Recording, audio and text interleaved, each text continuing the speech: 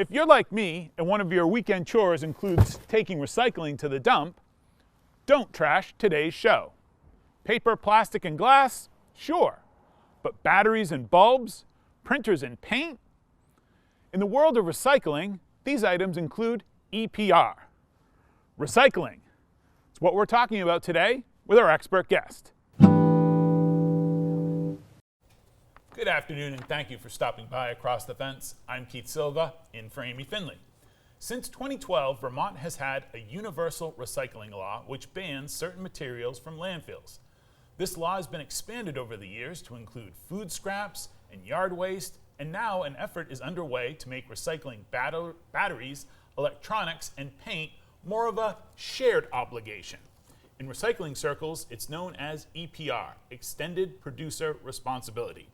Our guest today has promised not to overwhelm, well, at least me, with acronyms. Sarah Hobson works as an environmental analyst for Vermont's Agency of Natural Resources and the Department of Environmental Conservation Waste Management Division. Sarah, welcome to Across the Fence. Thanks for having me today. I'm excited to get into waste, or should I say recycling, because talking trash is never a waste of time. Never a waste of time. Absolutely, absolutely true. Well, I was driving here this morning and I was thinking that EPR sounds like some advanced baseball stat, but what is EPR? We said it's extended producer responsibility. What does that mean? Yes, so EPR, or extended producer responsibility, is kind of a legal jargon for taking the responsibility of paying for the end-of-life costs and pinning that and extending it to the producers rather than the consumers and recyclers.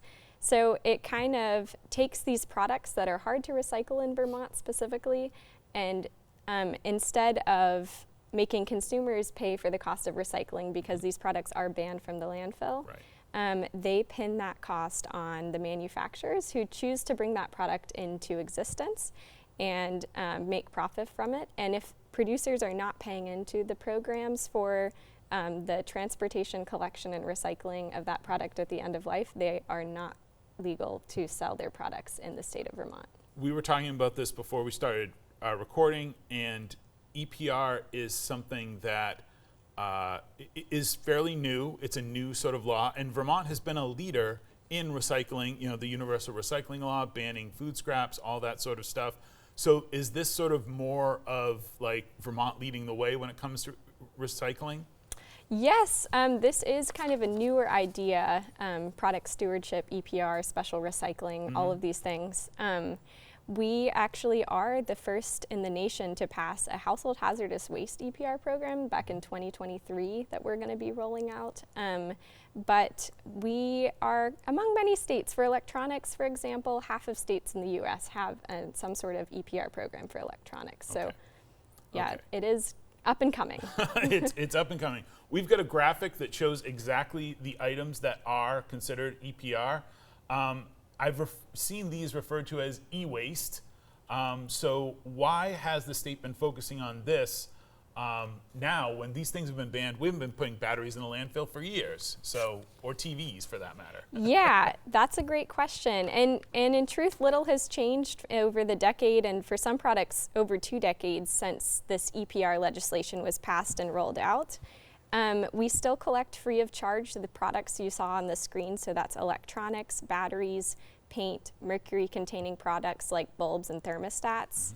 However, we did just expand, excitingly, our battery collection program. So it's not just batteries up to 4 pounds, now it's up to 25-pound batteries, so your medium format e-bikes, things like that. And we also, for rechargeables, those are now covered too, up to 2,000 watt hours. So that's pretty big. The reason we're kind of on here today is just it's an ongoing need for publicity, right? It's kind of an odd special recycling, it's not, they don't go in the blue bin, they're separate.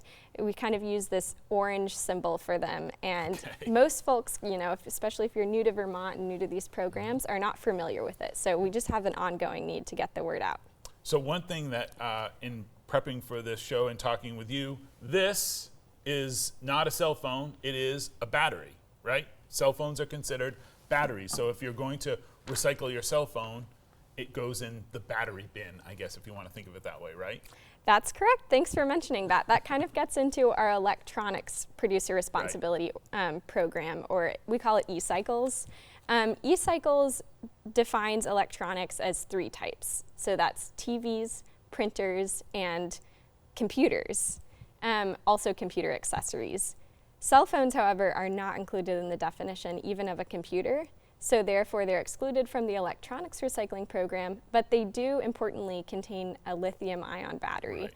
These rechargeable batteries are quite hazardous. Maybe you've heard of a thermal event or battery Somebody's fire. battery catches on fire, phone or laptop or something, So they are quite dangerous, and they're also banned from the landfill. So it's important that we keep that separate from the waste stream. And because of that, our battery program accepts cell phones. That's the only product they recycle other than a battery that contains a battery. Otherwise, the battery needs to be removed to be brought in to be recycled. So handheld devices be the same, tablets, anything that has that is rechargeable battery is a battery. Yes, so in your world. handheld tablets, tablets are considered computers. Okay. So this kind of gets into nitty gritty, and if you have any questions about what fits our definition for computer, TV, printer, or computer accessory, certainly give me a call. We actually have a hotline for EPR products, 1-855-632-E-Cycles. Okay.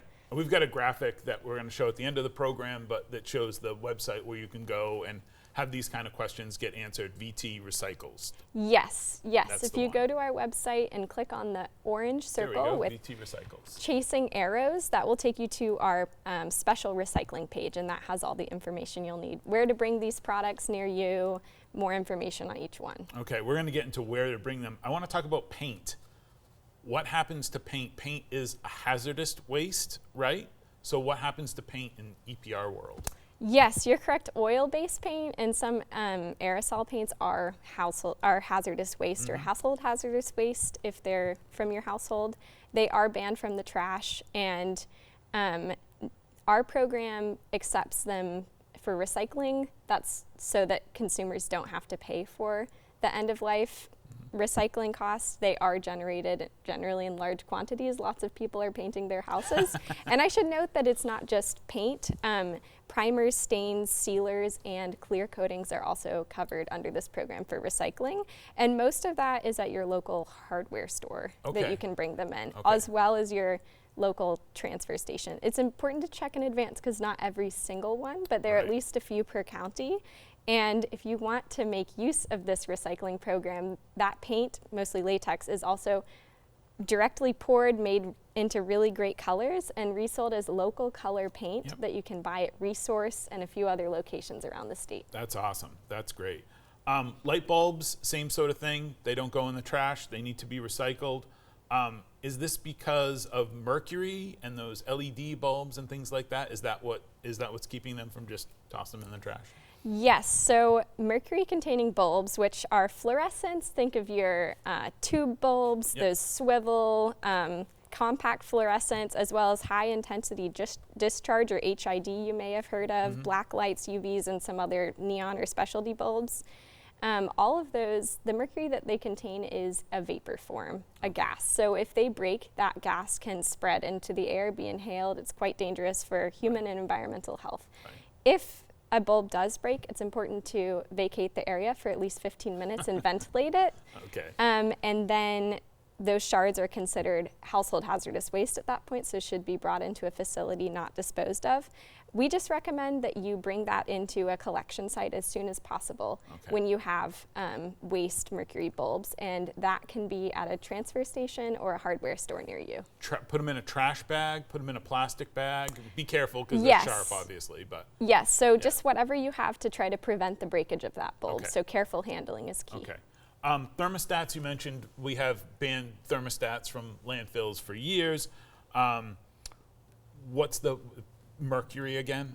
Our friend Mercury is the problem here. So mercury thermostats are kind of aging out. They're banned from sale in Vermont. Most folks are replacing them with the newer electronic thermostats that have more functions anyway. When you do make that switch out, it's important to bring it in for recycling. They contain mercury ampules, so this is large amounts of liquid mercury, quite hazardous again. Quite hazardous. And one neat thing about our thermostat program, you actually get $5 per thermostat, mercury thermostat that you turn in. So you don't want to miss out on that $5. Don't want to miss out on so that $5. definitely bring Definitely it into not. your hardware store or transfer station near you.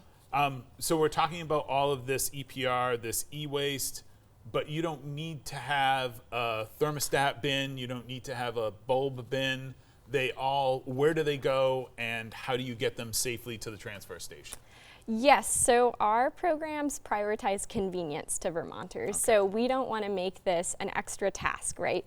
If you self-haul your trash, we would recommend just bringing it in with your trash and recycling already to the dump. Most transfer stations collect all of these products for free. Alternatively, if you don't self-haul, you run into the hardware store, bring it in then. Most hardware stores collect all but electronics.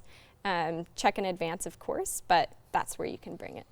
So if you have, if you're upgrading your TV, most transfer stations will take that. I know the transfer station I go to is a giant cardboard box. I didn't know they made cardboard boxes that big to fit widescreen giant TVs. So that's about the only place, but you can bring your AA batteries to the hardware store? That's correct. All right. Well, we've got a graphic. Again, we'll put it up, VT Recycles.